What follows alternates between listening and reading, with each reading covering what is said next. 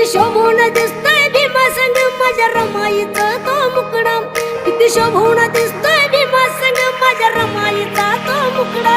असं सोन्यानं मडवून घडवून दिलं ते घरदार, असं सोन्यानं मडवून घडवून